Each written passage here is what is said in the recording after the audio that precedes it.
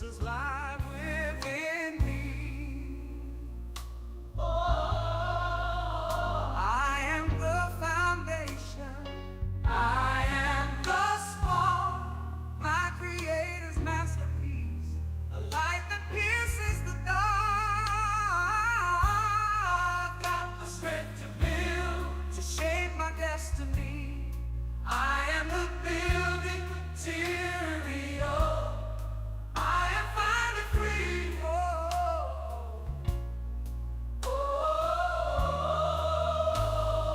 Travel through the darkness, face my deepest fears, but now it's time to rise. Wipe away the tears. I am the building blocks, the catalyst of change, unleashing all my power. Nothing's out of range. Yeah, yeah, yeah. I am the building blocks, the catalyst of change, unleashing all my power. Nothing's out of range. Yeah, yeah, yeah, yeah. I am the building blocks, the catalyst of change, unleashing all my power. Nothing's out of range. Yeah, yeah, yeah. This is the dawn. I've got the strength to build, to shape my destiny. I am the building. Good day, family. Good day, people. I am the foundation. Good to have you guys here today. My creator's masterpiece. Friday, July the 12th, 2024. Man, before you know it, we've already, first of all, we've already passed the halfway mark of this year.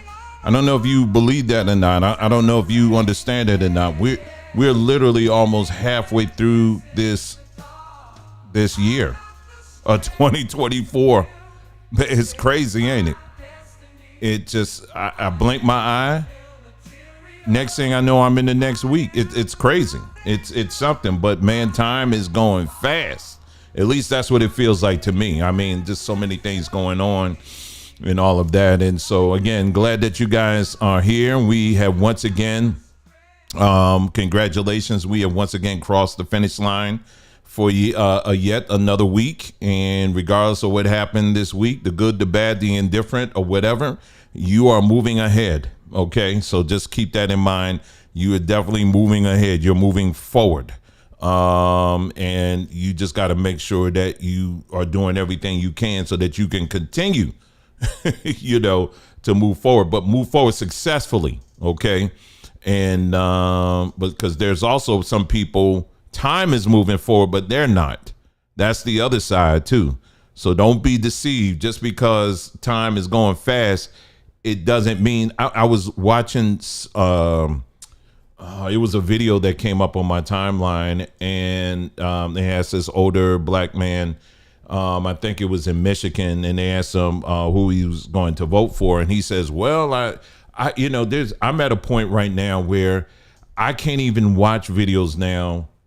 I'm glad that they have the subtitles, because I can't even turn on the audio, because it just, I don't even want to hear your voice. But anyway, he said that, well, when it comes to, I believe that the older you are, the more experience you have. And so that's why I think I'm going to go with Biden on this, because, he's much older and all of that. So I don't know if someone prepped him and told him to say that or whatever.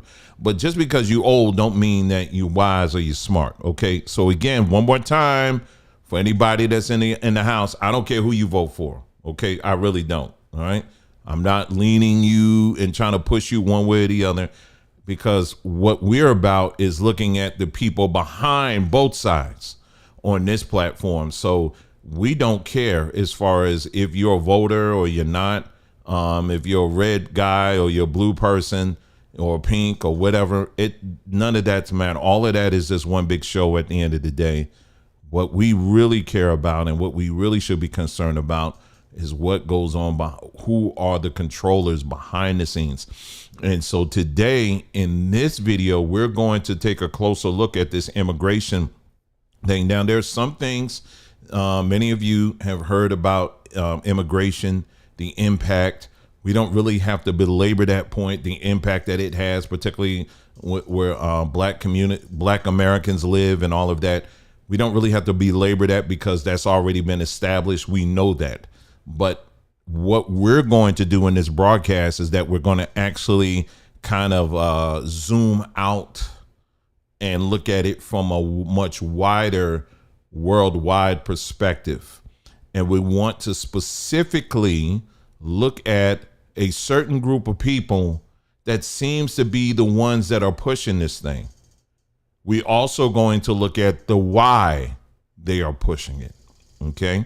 And so yeah, we're going to be looking at this from an angle that you're not going to hear too many people touch on, but we have to do this so that we can understand what's really going on. Okay. And like I said, it doesn't matter what side of the fence you're on because this impacts both sides. All right. So that's how we're going to look at this today. So anyway, what did the temperature today for us? I think it reached like 113. Let me tell you something. When you get into that car, ain't nothing like getting in a hot car in Arizona. Yay. Oh my gosh. It's literally like sitting in an oven. I mean, it's so hot. It is. I'm not complaining though. I told you I still like the heat, but it ain't like if you are in the South or you on the East Coast somewhere or whatever, and you get into a hot car, which I've done, yeah, it can be hot. But let me tell you something. It ain't nothing like getting in a hot car in Arizona. It'll literally take your breath away. I'm actually considering trying to see if I can bake a cake in our car. I'm serious. That's how much it is. Now, last night was really interesting because it was anytime it lightnings out, where we get these lightning shows, it's really nice to look at the lightning as it streaks across the sky and all of that. That's really fascinating to watch. So Nicole and I, we were sitting out in the back last night just watching the lightning as it's streaking across the sky and all of that. That was really, really nice to see that. But it was such a hot wind. It was something going on. And then today I got up, I wanted to, sit out in the sun like I normally do. But there was some fire somewhere. I don't know where it was. I just smelled smoke. And I said, I'm not going to try to push it. Because, my mindset is, nope, nothing's going to mess up my schedule for this. But I said, nah, I'm not going to push it because I'm sure quite a number of you have experienced breathing in smoke, especially if there's a fire nearby or whatever. Last year, when we were living in New Jersey, there was some multiple fires that was taking place. I think what was it in New Jersey, but it was also somewhere else. Where were those fires? It wasn't in Pennsylvania. It was in it was coming from Canada, I think. I think that's where it was. It was coming from Canada when they had all those fires in Canada and all the smoke was coming down in New York City and in New Jersey. And then locally in New Jersey where we lived, we had fires too. So the smoke quality, the air quality was horrendous. It was bad. It was bad. It was bad. And where you had to walk around with a mask. That's how bad it was. And it's nothing like when smoke, because it's like two parts for me. It's like when your nose start tingling a little bit, that's when okay, I need to get in. But if you push it too much, it'll get into your chest area, and that's no fun. And so I said, no, I ain't gonna push this. So I went on inside or whatever, and it eventually cleared up. But yeah, the air quality wasn't the best today. Definitely keeping our people in Houston in mind. We know you guys had the hurricane and the storms went through, and I've been trying to get some information on and see how people are doing down there. I know there's been some flooding, and all of that. If you're in Houston, let us know in the chat and let us know what's going on. And, if it's something you need or whatever, you can put that in there too. Yeah, and what I also did is one of the things, on this platform, we've been telling people over and over again to always stay prepared for these kind of events. And we've done videos on getting clean water, where to get it, identifying the natural springs in your area. Again, the website is findaspring.com. That's not our website. It's a website somebody put together where they identified all the natural springs all across, not just the United States, but in other countries as well, where you can, in the event of an emergency, you can head on to those springs and get your water. And I looked in the Houston area, and unfortunately, there's one north of Houston, and I looked into it. Let me see. Let me pull it up for y'all. Let me see, findaspring.com. And I think this is important for us to do this so that, if something comes around in your neighborhood, you know what to look for, okay? Because we don't want people to be stupid. There's been way too much information that's been passed for people to still be out here begging the government for anything. So this is the website, findaspring.com. So we're going to go to Houston. The closest one I was able to identify was this one right here, Boykin Springs and Angelina National Forest, Zavala, Texas. Yeah, it looks like quite a ways. And then, fortunately, I looked into the details of this spring. I'm trying to click on it. Okay, there you go. And they give you some details here. It's one of those things. This particular spring here is one that, I look at some of the comments that people have left here.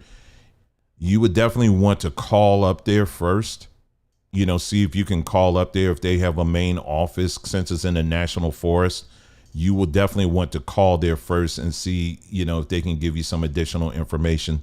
Because some of these springs, they may have a pipe that that's coming from the spring that you can use, and others they do not. It's just coming right out the ground. Some of the water, it has like it's good, but it has a smell to it, and that can turn off folks. Okay. So yeah, they have like campsites and all that stuff. Of course, you don't have to go camping to get to it. Oh yeah, here it is. They said not a very busy place. Usually a few people around. The spring tastes a bit like sulfur. So yeah, that probably wouldn't be the best choice. But that's in Houston. Let me see what else. Okay, so for Houston, you got that, and you got all these springs over here too, but again, that's going towards San Antonio, all of that. So these are worst case scenario situations here. Like if you had to get water and there was no place to get bottled water, I mean, you got a bunch of natural spots, at least heading towards San Antonio on your way north to McKinney. Okay. But for the rest of us here, many of you do live in areas where there are plenty of springs, natural springs that are very good and all of that. Some of these springs, they do leave reviews. Others, they do not. What we always tell people is make sure you call. If there is a phone number to call, get as much information as you can. Search online on other websites and see if other people are talking about it. Are there pictures and all that? Do basic research.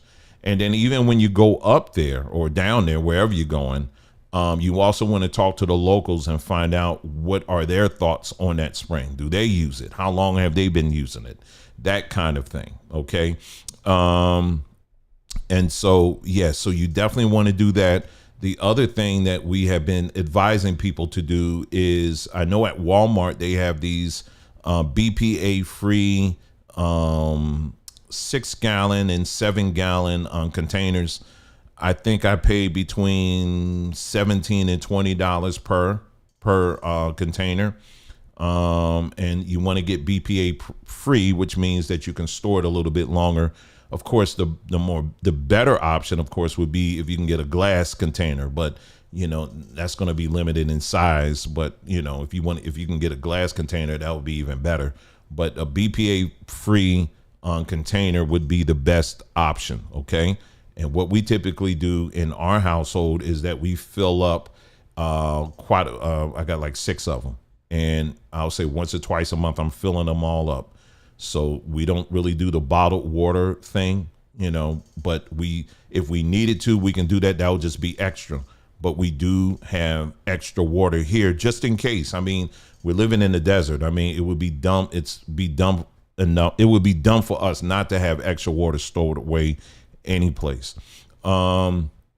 I'm sharing all this. I'm sharing this because I was watching a video of it was a young black lady who was going through Houston, and she was filming all these different places throughout Houston, and she was just complaining about how the government doesn't care about black people because it was, some of the areas were still without power. Let me just say this, let me just say this. It's 2024, and I no longer have any compassion for people in this day and age who do that kind of stuff, because there's far too much we can do now. I mean, if Katrina didn't teach us something, I don't know what else it's going to take. I mean, Katrina should have taught all of us a lesson in the importance of doing basic preparedness. When we had our THREMA groups, and you're talking, I forgot how many, it was hundreds of families that had joined us. Our first priority was to make sure that every member, every family had their own goal and prep bags. We even explained what a goal bag is and what a prep bag is. We did an itemized list of everything you should have in it, what kind of clothes and stuff like that. We were even giving away goal and prep bags.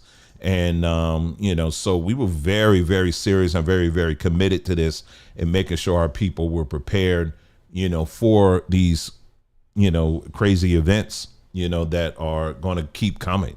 But as far as, and even when it comes to power, when it comes to a generator, listen, you may not be able to afford a generator, but you cannot tell me you can't get 5, 10 people together and say, hey, listen, let's put our coins together and let's get a couple of generators. You understand what I'm saying? Instead of having this mindset, if you're still in 2024 in this mindset where you just automatically think that the government is going to come to your aid and rescue, knowing full well that that's probably not going to happen.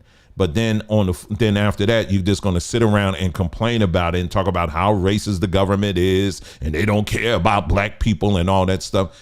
Listen, those days are over as far as I'm concerned, because like I said, again, we have far too many resources. We have far too many connections just amongst ourselves in getting basic things done, so that we're not waiting for a government or any other body to come in to rescue us or anything like that. We should be the ones doing the rescuing.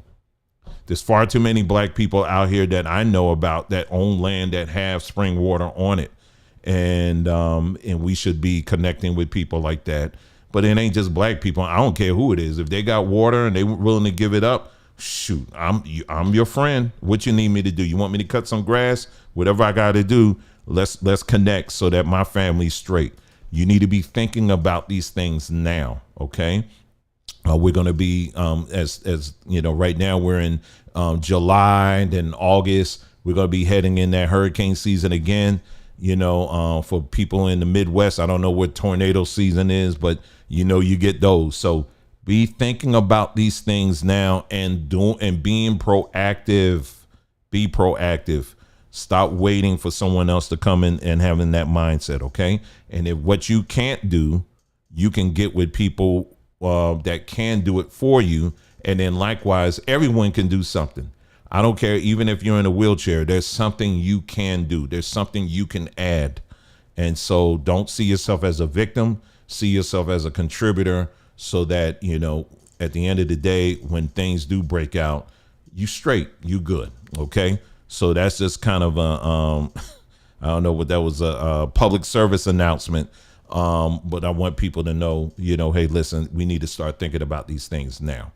I'm also kind of, one of my to-do projects is, starting to pare down. Even though we don't have a lot of stuff in this house, there's still things I need to pare down, because again, if we had to, make a jump or something like that, I want to make sure that I can easily grab my important stuff, and then whatever's left, I have it in storage. So you got to start thinking about these things now, So anyway, so today, again, like I said, glad for those that are just coming in, thank you so much for tuning in, and I really appreciate it. Today, we're going to be getting into the topic of talking about immigration. And, we're going to be looking at it from a perspective that, that quite a few people really don't look at it. They don't look at it this way. We're interested. We want to look at the details. We want to look at the details as to what's really driving this thing. And specifically, the people, when we're talking about black politicians, why are they so amped up about, defending this policy of immigration and making sure that the borders are open for other people? Because when you listen to the average black person, I don't hear average black people concerned or wanting open borders. But it's interesting to me when you listen to these black politicians, they're pushing that agenda. Gee, I wonder why. So that's what we're going to talk about today. Okay. All right. So without further ado, let's go to kind of a review a little bit. In the last broadcast, in the last video, we talked about this, but I do want to show you this video just of one politician here. And let me pull this up here as soon as I can find it here. If I can't find it, then so be it. But it's in the last video. I was just gonna okay. Let me see. Almost there. Not that one, but this one coming up. Here it is. Okay. All right. So I'll go with this one for 100. Okay. Let me pull this up here. And then we're going to jump right into this. All right. So we'll just listen to Hakeem Jeffries. Only citizens can vote for the United States Senate. Only citizens can vote for the presidency of the United States. So this extreme MAGA Republican voter suppression bill is not designed to solve any problem on behalf of the American people. It is designed to jam people up and prevent Americans from voting. The extreme MAGA Republican voter suppression candidates only. How is this voter suppression of American citizens? I mean, when this is the definition of doublespeak, because he's trying to make the case that somehow that SAVE Act, it actually impacts in a negative way Americans, legal American citizens. Well, I mean, if I go to any of these countries of the people that are coming into this country here and try to vote, they're going to say, no, you just got here. What are you talking about? What makes you think that you can choose our leader and you just got here? But here in the United States, you have people like Hakeem Jeffries that are pushing this type of legislation. Well, if you saw the last video that we did, we also brought up this page here, and it's one that we're saying that make sure you keep this in your toolkit. It's called opensecrets.com or .org. Sorry, opensecrets.org. This is a page if you're wanting to know who is actually funding these politicians. Opensecrets.org is a great place to start because it lists out all the main contributors behind these people. And one of the main things I kept saying over and over again in the last broadcast or in the last video is that when you're listening to these politicians, you're not hearing them as individuals. What you're hearing is paid for, brought to you by. That's what you're hearing. You're hearing the people that are putting money in their pockets. And that's what they are really saying. I want you to pay close attention to one of Hakeem Jeffrey's main contributors. It's the Pro-Israel America PAC. Okay. And it's not just that one. It's also the American Israel Public Affairs Committee, along with Mr. Paul Weiss. And then he got some bankers and stuff like that. So this man is heavily padded when it comes to Jewish contribution. Now, why am I focusing on that? Well, you're going to see why in a moment. You have heard me in the past talk about how when you look at these different immigration groups, not just here, but also abroad, you're going to find that many of them are actually Jewish, which is really interesting to me. Because when you look at what's happening in Israel right now, they are literally right now in the middle of a war where they're wiping out their neighbors. I don't think they're that concerned about immigration from people from from Palestine, the Palestinians. I don't think they really are looking into allowing them to immigrate into Israel. I don't think that's really in the cards. If anything, they're trying to wipe them out of existence. Now, you will find Israel is very interested in, to a certain extent, very limited in immigration when it comes to who they deem are also Jews. Like, for example, you have Sudanese, you have the Igbo, you have Ethiopians who all claim Jewish lineage. And the people of Israel have confirmed, hey, listen, we're related. You're my cousin, And so when it comes to immigrating them or allowing them to come into the state of Israel, well, they'll work with that. But anything else beyond that, they're not for that at all. They're not. So here's what's so puzzling. So just like I mentioned, you're literally are trying to wipe out your neighbor. I mean, trying to starve them out of existence, but yet you're 100% gun ho in pushing open border immigration in other countries. This is really interesting. I wonder what the reasons are. So the first thing we're going to look at here is, of course, we need to look at some of the receipts here. So here are some of the organizations. This is just a few of them I've been able to put together here, and I wanted you to see these so that it's in your face and you can see that I'm not exaggerating when I'm talking about this. Okay, so we're not going to read everything on these slides here. The slides are there just for you to be familiar with these names to make the point. Okay, so you got this first organization, Alith, and say to pray, to learn, to live together, right? And so right here they says, let me see. Are they talking about immigration here? Okay, I think it's over here. But this is an organization that it's right here. That's right. I'm not going to read all this. I'll just read some of it. We are excited to celebrate the 10th anniversary of the drop-in. One of Alith's core values is the belief in a Judaism that is utterly engaged in the world around us, both within the Jewish people and our wider community. Part of putting that into practice for the last 10 years has been our refugee drop-in. Having reached such a milestone is a huge achievement, blah, blah, blah, blah, blah, blah. Okay. So they work with immigration. Okay. So they have a whole immigration situation that system that they work with. Okay. Here's another one. It's called they're the Board of Deputies of British Jews Advocacy for the Community. Some of these organizations that I'm going to be highlighting, I'm not saying that that's all they do is immigration, but what I am saying is these organizations that I'm highlighting, there's some part of their organization that is committed to pushing for open borders. Okay.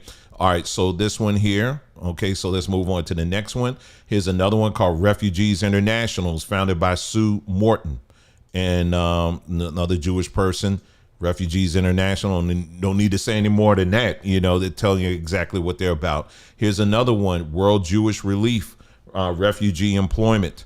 They're about trying to get, as the refugees come into these different countries, their goal is to find them employment and to teach them English, and to train them in all of this, right? Again, it's just amazes me that they're going out these extra limbs for these other countries, but when it comes to their own state, because it's not their country, but their own state, they're very stiff and very hard-nosed about who they allow come in. Here's another one.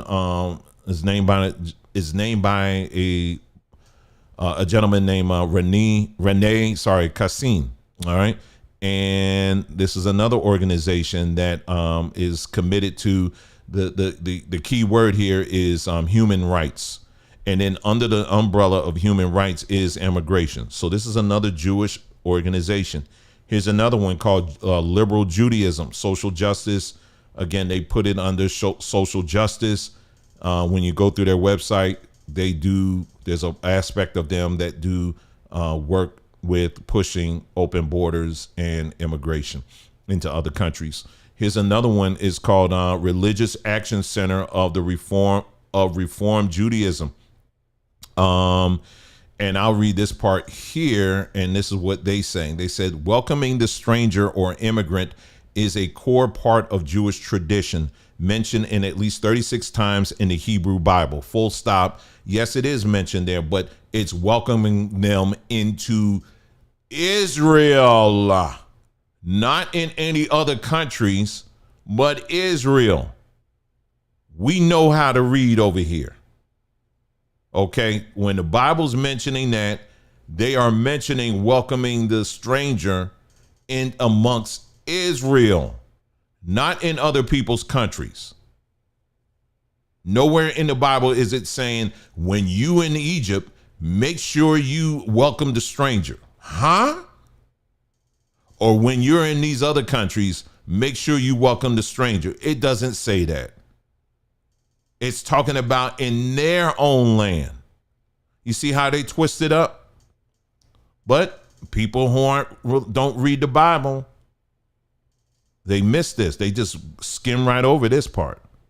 All right, so we'll just continue to read. They said 36 times in the Hebrew Bible, Leviticus commands the stranger who resides with you shall be to you as one of your citizens. You shall love them as yourself, for you were strangers in the land of Egypt.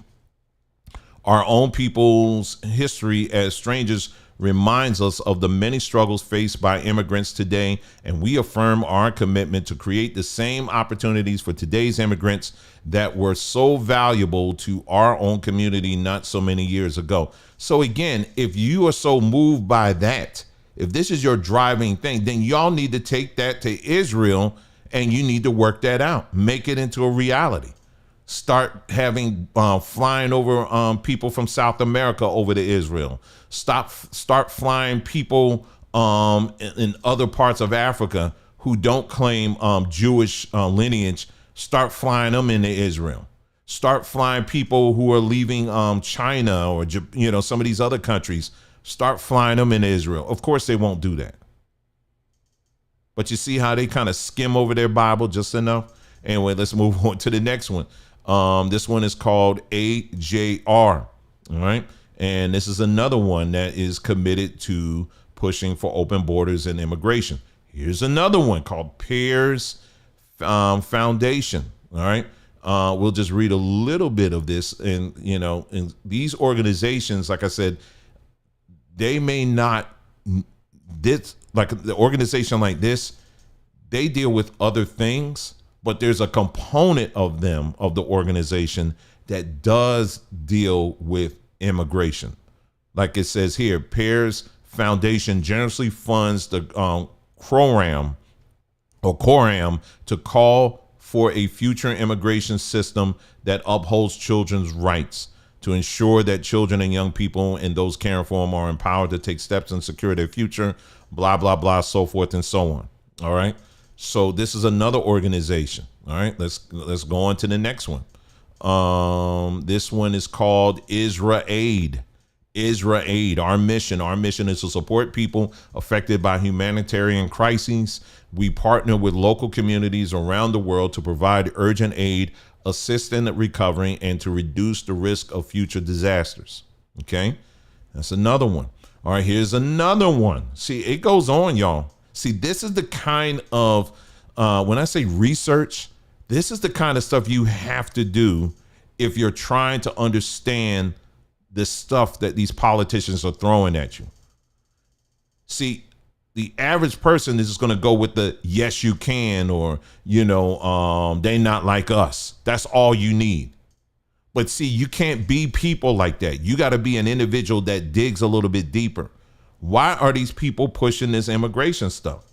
What is the driving factor?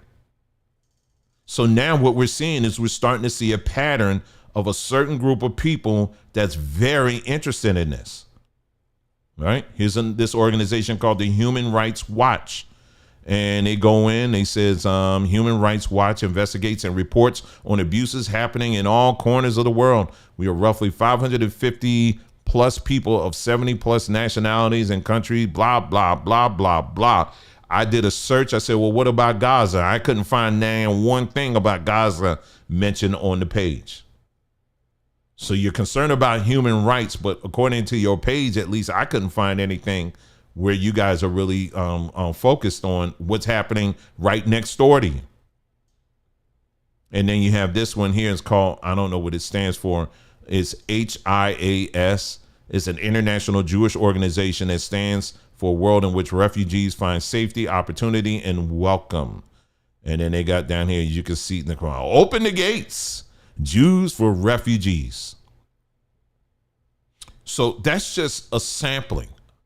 There are many, many more organizations. I just kind of ran out of time to put them together, but I just wanted to have this for the record so that you can see when we're, because we're widening the scope here. Okay. We already know the impact that it has on, Black American communities and communities across the United States. I mean, you got white communities, you got other communities as well, that illegal immigration has having an adverse effect on it. I was just watching something today in Springfield, Ohio, I believe. According to the reports, they said about 70,000 Haitians were dumped there. 70,000.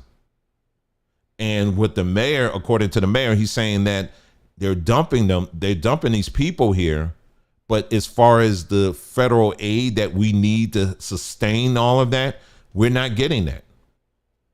So this is happening all over across America. It's happening all over. And they're dumping people just in this community and that community and that community and that community. And at the same time, since we're talking politics here, you have Democrats. This is why they are pushing for legislation to get these people automatically registered to vote. Because they don't care, because they are literally trying to replace you. Do you understand what I'm saying? They literally are trying to replace you. You got some states, as soon as you cross that border, they're already giving you Social Security. Social Security. Now, Social Security is something that as workers here in America, your taxes and your Social Security, there's a portion of your check that goes into this Social Security pot, right? And so when I turn retirement age, I'm gonna be a millionaire, right? That we all turned into millionaires because we've been working hard, and the United States has been so faithful, and they have been watching every penny and making sure that every bit of money that I've been saving out of my paychecks, it's been going straight into that pot. Right. So by the time I graduate into retirement, I should be a millionaire. Yeah, right. No, that's not the case. So what's happening is they're bringing people by the tens of thousands from these other countries, and they are taking out of that pot that you have contributed to. And so by the time many of you get into your retirement years to try to pull on that, they're going to say, well, we did say you had this much, but we had to help these other people. You understand what I'm saying? You see how this is working? And it makes me so infuriated to see these, I can't say it. These fools, basically, these black politicians especially, not listening to their own people, trying to tell them, hey, listen, y'all need to back off of this stuff. But the reason why I went through that with those slides, I wanted you to see the people that are really behind this. And then when you look and when you combine that, what I just showed you with opensecrets.org, you'll begin to see the other ways that these people are funding these black politicians. So in some cases it's directly, in other cases it's indirectly. So you have to, you may say, well, I'm just not a researcher. I just ain't got time for all of that. Okay, well, if you ain't got time for all of that, then don't vote. Then why are you voting? Why are you pushing for this stuff? And why are you just giving into the emotion and invest? Don't vote if you're not going to do the homework. Let me get back to this. See, they give you all the details right here. Tell me, how many black platforms are you aware of that really take the time to go through this? I'm not patting myself on the back. You kidding me? I'm not patting myself on the back for this and saying, hey, well, I'm the only one. Because first of all, I'm not saying that. There are some that are out there. But there needs to be many, many more. That's my point. There needs to be many, many more. Open Secrets, as far as I know, isn't a platform that was built by black folks. But there should be platforms like this that are built by black folks where we're tracking everything. But we don't have websites like this, do we? Instead, we'll wake up every 4 years and then say, okay, it's not what y'all want me to do. Okay, I'll just follow you. I don't want the racists in the office. That's the main driver for most black folks when they go into the polls. I'm voting against the racists. That's all you got. But it's when you start getting into this stuff, okay, now I see why when it comes to the defense stuff, he's not speaking out against, some of the atrocities that the United States is doing in some of these other countries. Why is he not leaning on the Defense Department and y'all need to cool it? Well, because the Defense Department is dropping him a bag. When you start looking at, for example, the health, he's got the health industry been dropping him a bag.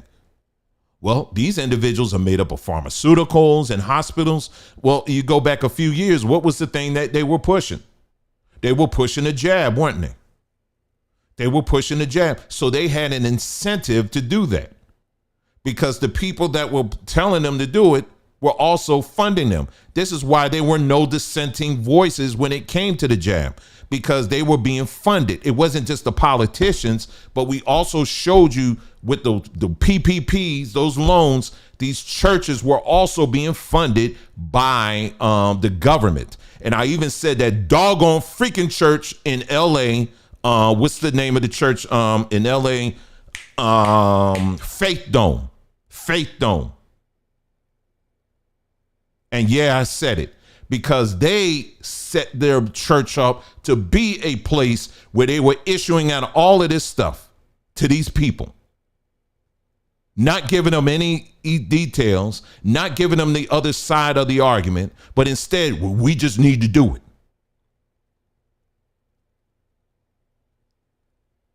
Not giving them that information. Well, they may have a few doctors or something that came in, but even the doctors themselves were on the dole.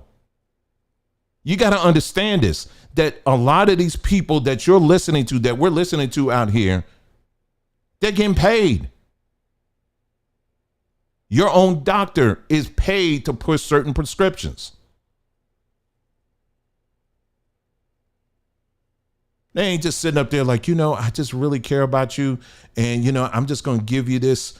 I think you should have this. And they're not just saying that just to say that. They're saying that because they got some little kickback. Now, They have tried to clamp down on that stuff, but at the end of the day, they still get money. They still getting paid from this stuff. We showed you the receipts, even from these different health groups. They had a whole thing. They had a payment plan. They said, if you get these many people in your house, in your office for the you know what, this is how much you get paid. And all them black doctors that stood up there and was talking about bringing up grandma and bringing up auntie and all of that other stuff, what they left out was the fact that they were getting paid. Well, it's no different than these politicians here. Construction, defense, transportation. When they open their mouths, they're not thinking about your $20 that you contributed to them. The only people that they are representing is 100% the people that give them the most money. And when it's time for them to come to black folks, they do the whole typical song and dance. You don't vote for the other guy because he's racist. And that's the only dog whistle we understand. Now, do you see how it ties into what we were sharing the other day as far as what religion does to your brain? And when they keep telling you, because you've been trained to think a certain way, it literally in your brain, it develops like a groove, if you will. And that groove is basically a pattern that's hard to break. So every 4 years, a lot of our people, they're just trained to just think a certain way. This guy, he's funded by J.P. Morgan, Blackstone.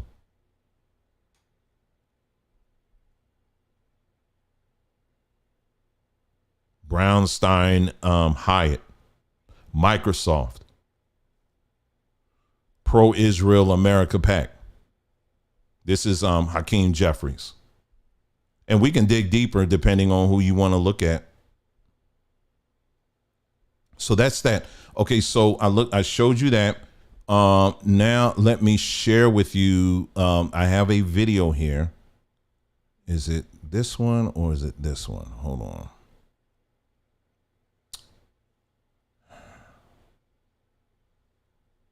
Hold on, y'all. Hold on for just a second. Let me see if it's this video or is it. I have two videos up here.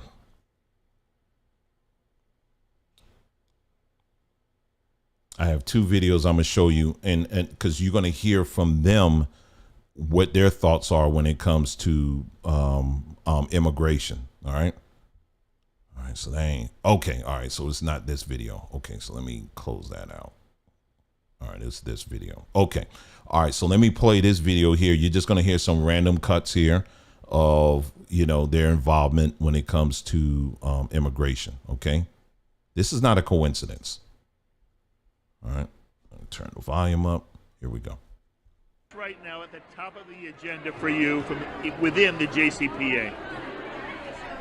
There are two issues at the top of our agenda at the very moment. One is the unbelievably important immigration debate in this country. To make sure that immigrants from around the world, particularly those from south of our border, have a chance here. The 12 million or 13 million that just live here and do work and aren't really going home, that they have a chance to stay here justly and as legal immigrants. And that debate is so important because we know what it's like to come to another country, even one called the United States of America, where we weren't always so welcome. But because we were welcomed enough, we were able to create this amazing Jewish civilization and be a part of the American civilization. So we have an entire program called Immigration Nation, and we're trying to make sure that the Jewish community steps up to the plate and the broader interfaith community. AJC has always worked on the premise that as a minority, our security, our strength, our well-being in America is interdependent with those of other minorities. This is a Jewish issue. It is a Jewish issue to care about those around us, to care about the larger society. It is very much a Jewish issue. We do not live in an island. We do not live in a vacuum, and we need to interact, to connect, to build relationships, and to strengthen the well-being of all of the people in America. It's good for America. Therefore, it's good for the Jews. Okay, so again, let me stop here again. Then why are y'all not doing that in Israel? Why is that not being carried out in Israel? You're saying it's good, multiculturalism and all this stuff that you're pushing. You're saying it's good for America. Okay, well, why is it not good for Israel? Why are you not pushing it there? See, my thing is, anytime someone's trying to sell me something, I always look at, okay, how are you using it? How are you doing it? How is it applicable? How are you doing it in your own neck of the woods? And if you're like, well, I'm just selling you, right? And, it don't mean I like it. Well, then why are you talking to me? All right. It's going to get deeper in a moment here. Okay. Because we're going to get to the religious or the more spiritual side as to why they are what's behind this. Okay. So let me, it's a few more clips here. I'm going to play for you. Okay. Here we go. Germany, isn't the situation there indicative of the rest of the European continent, where we're actually seeing the EU expanding more and more? How do you now see the future of the issue of immigration developing now across the whole of the European continent, based on what you're seeing there in Germany? This is a very good point, because immigration is the future. The British model is actually being pushed to its limits now. There's a very high level of ethnic mix in Sweden. I think it stands at about 15%. And people are saying Sweden can't withstand this anymore. So you have to really make a good policy of immigration all over Europe. You have to really change the policy of immigration inside Europe.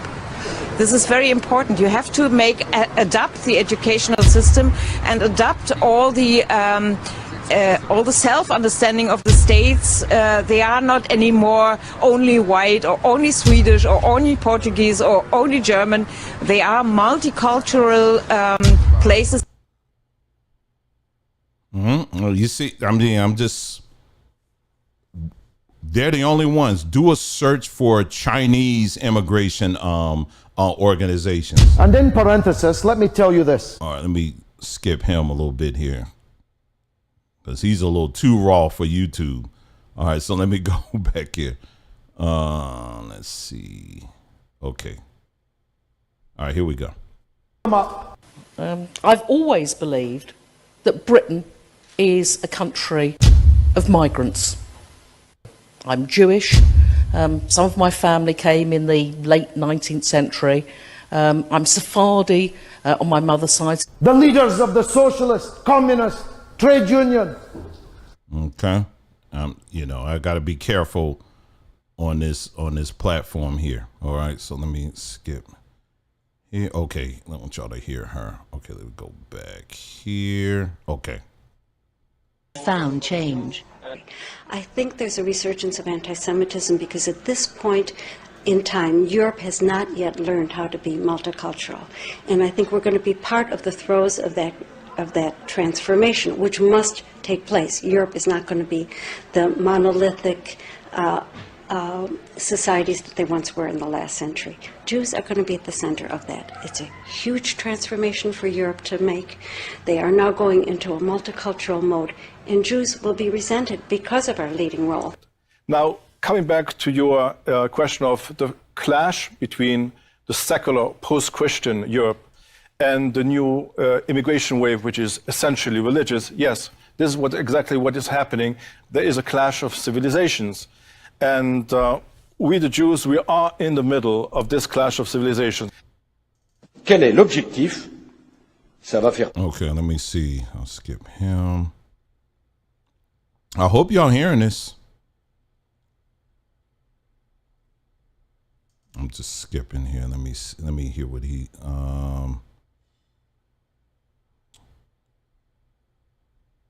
Okay, I think that's it. I think that's it for that. Okay, so those are just a few voices there. All right, so let me switch over to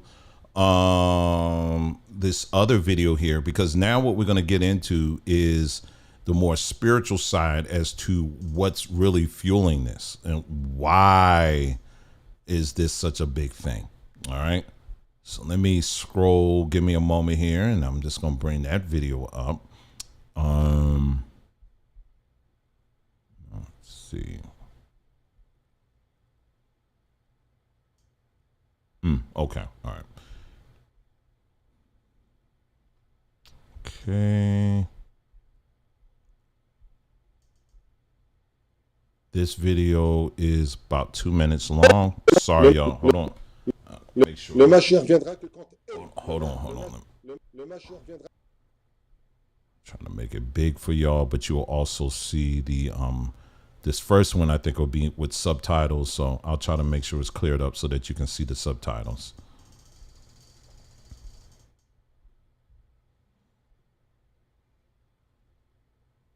Okay. All right, here we go.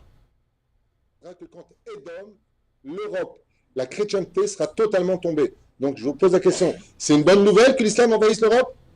C'est une excellente nouvelle, ça annonce l'venue de Mashiach. Excellente nouvelle. Vous allez le payer très cher, les Européens. Mais à un point, vous n'avez même pas notion de quoi on parle. Et vous n'aurez pas à fuir.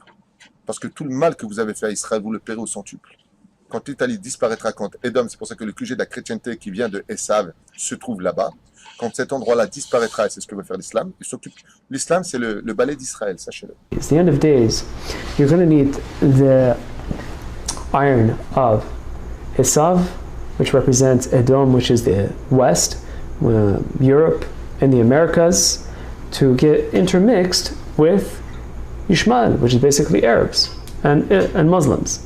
How in the world was this ever going to happen if not for this refugee crisis? At the end of days, you're going to have this intermixing between Esav, Edom, which is the West, and the East, which is the Muslims and the Arabs, making this through this influx into the world. And they're going to have children, you know, I don't want to say by the dozens, but they're going to have a far larger birth rate than the indigenous people there, and they're going to sort of conquer by number. And there are many different sources for this.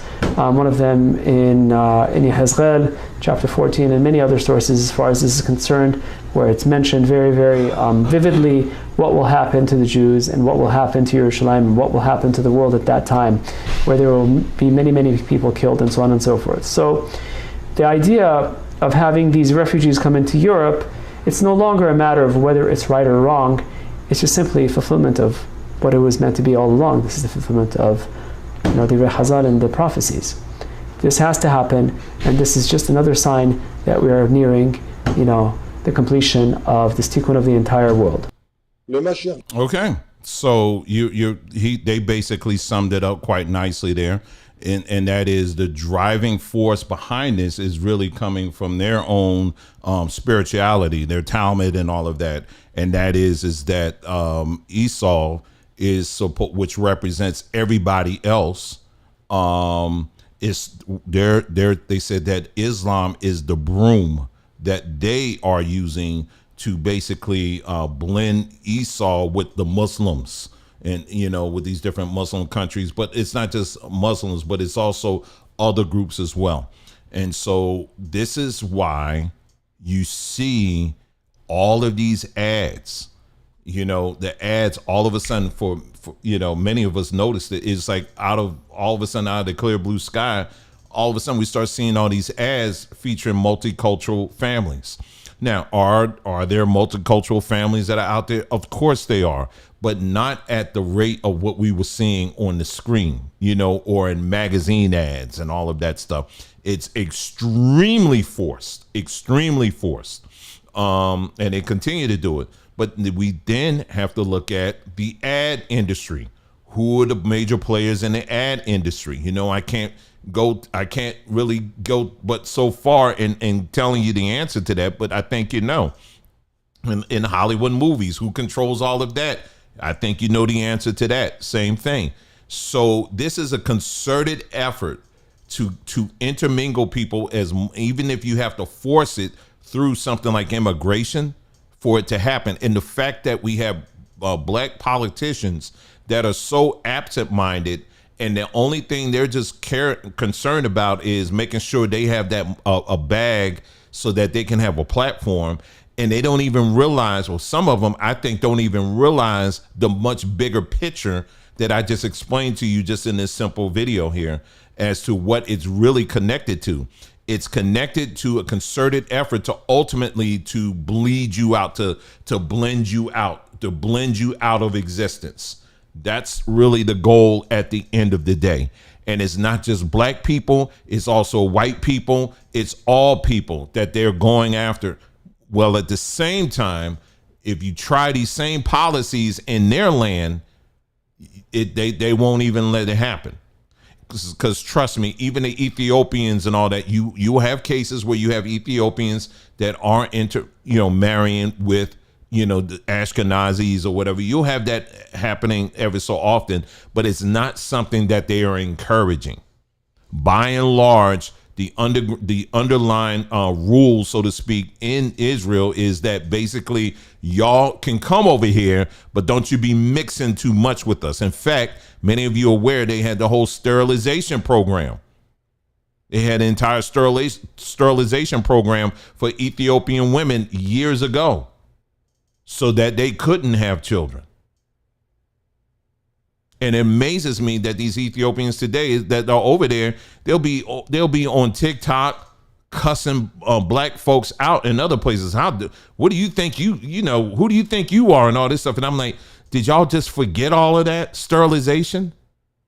Did you just forget all of that? But this is the bigger picture. And that's what I wanted this video to show you in real life.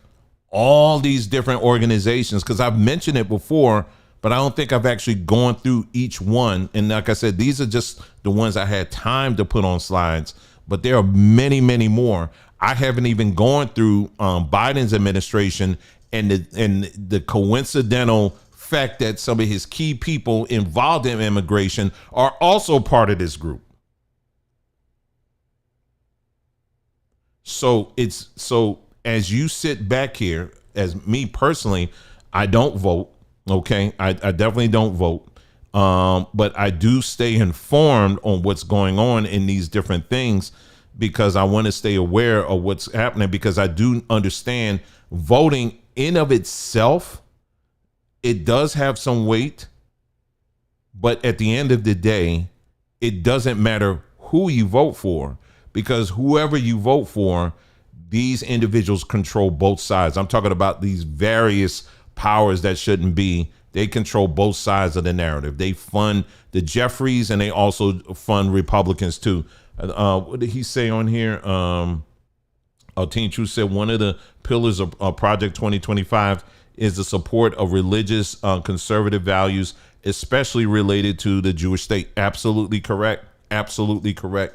So they're on both sides. So it don't matter what side. When you look at the top talking heads on the conservative side, most of them are Zionists. When you look at the top talkers on the other side, they're not necessarily Zionists, but they are of that brand, of that bloodline. I'll just put it that way. Candace Owens she's another one that's very interesting to watch. And I'm gonna close with this.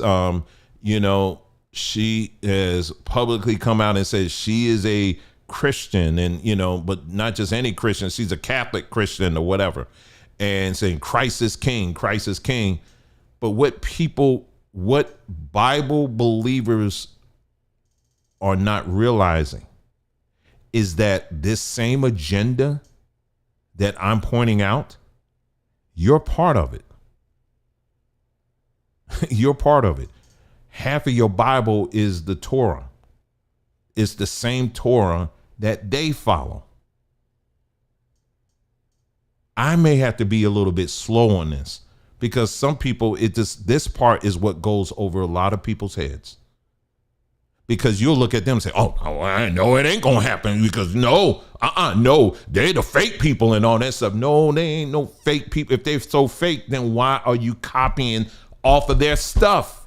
Why are you calling their writings God's word that you cannot question it? You're following their stuff. They put it in there. You can't just claim somebody else's stuff. And that's why it amazes me how I listen to some of these people that say that, and that's Christians. That's also the Hebrews. Same thing. They say, well, no, we're the real people and all this. Okay, then why, if you're the real people, then why are you following their stuff? Why are you repeating their language? See, anybody that follows that book, what we call the Bible, is the handbook of the Matrix. Let me say that again. The Bible is the handbook of the Matrix. Did you hear what I said to you? The Bible is the handbook of the Matrix. If you want to know what the handbook of the Matrix is, it's the Bible. Because everything, when we look at our government, we got to go through this again. Every governmental leader, be it on the local level, state level, or on the national level, when they are sworn in, what are they putting their hands on? The Bible. They're putting their hands on the Bible. So if they're putting their hands on the Bible, regardless of what they stand on, whether they're on the left or the right, in the center, it doesn't matter. So if they're doing that, while at the same time pushing all these crazy bills and pieces of legislation, they start off their career by taking an oath on the very book that you hold dear to yourself as well. So if they're holding that book near and dear to their hearts, and you are holding that book near and dear to their hearts, that makes you not my friend. That makes you my enemy. Do you understand what I'm saying? Because you're in the same league. You may say, well, I don't agree with all, and you're going to think of all these other stuff, all these different narratives, and and try to delineate and stuff. No, you're all part of the same thing. We wouldn't think no less of someone who's, we talk about white supremacists, for example. You got all kinds of white supremacists that are out here, but they still agree on certain things. Well, politicians, they all agree. I can go in DC right now. They have all these grandiose paintings with supposed to be God, and he got all these naked babies that are down around him and all this stuff. Then they got, one nation under God. You got all of this stuff right here. So they're very serious and very committed when it comes to the Bible. They're very committed to that. And you got a lot of Christians out here that are very committed to the same book. You got a lot of Masons that are very committed to that book. You got fraternities and sororities that are all committed to that book. The group that we've been talking about tonight, all committed to that book. If you are committed to that book in any way, at any level, that means you are all part of the same team. And like I said again, for some of y'all, that's going to be very hard for you to really get that. And you're going to spend all this time trying to prove me wrong, but I'm just speaking just facts on this. There's no way in the world you can say that you're on different teams, but you're all using the same freaking playbook. That makes no sense to me. How are you saying you're on different teams, but you're using the same playbook? So you really need to take time and really think about this. So when we look at these politicians, for example, these black politicians, getting back to the main point of this broadcast, when you listen to these politicians here, they're the ultimate team that they're playing for isn't your team. They're playing for, well, it is your team if y'all agree with the same thing, but they are ultimately going with the narrative of the much bigger narrative, which we're just talking about here. It all comes back to the root at the end of the day. You can't escape it. I know this is hard for some of y'all to hear it, and some of y'all mad. I understand. I get it. But you cannot sit up here and pretend that you're that you're on some different team somewhere, but you're using the same playbook. You may have different interpretations of it. You may even have different opinions about it. But at the same time, you're on the same team. And that means you're invested in your elimination from this society. In other words, just as these black politicians are invested in making sure that the open borders and all of that are here so that all these different people can come in and you just get blended out.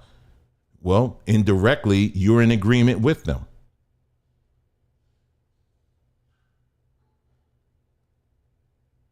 Some things to think about. And I really want you to take the time to really think about it and to really process it. I really don't have to go any further than that, but I think I met my goal tonight. I wanted to share with y'all that and show you really ultimately how all of these things are really connected.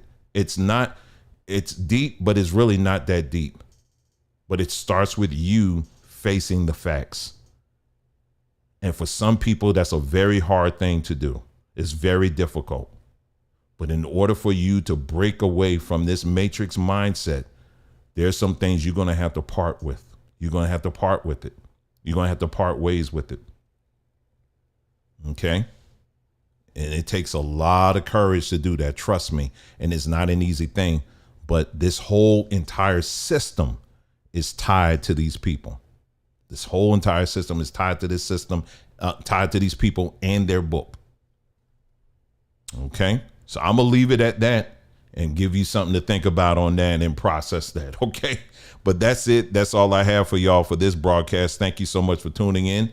You guys take care, and I'll see you again soon.